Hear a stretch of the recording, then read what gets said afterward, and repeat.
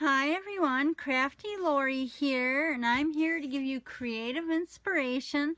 So for today's video, I am going to make an artist trading coin.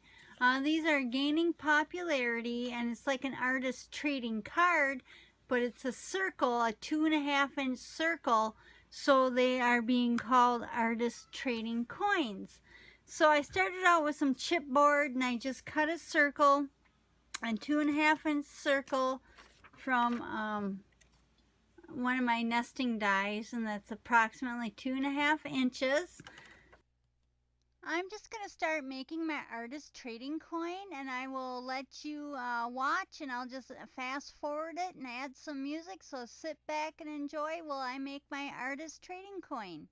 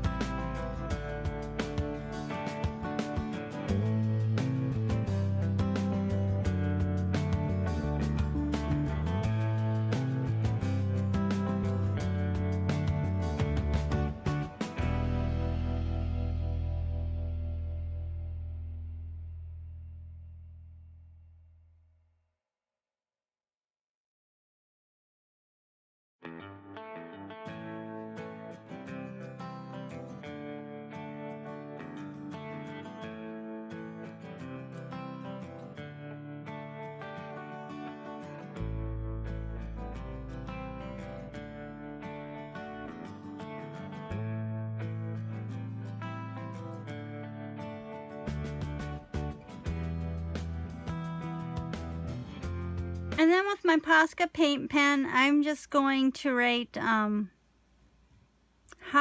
on here.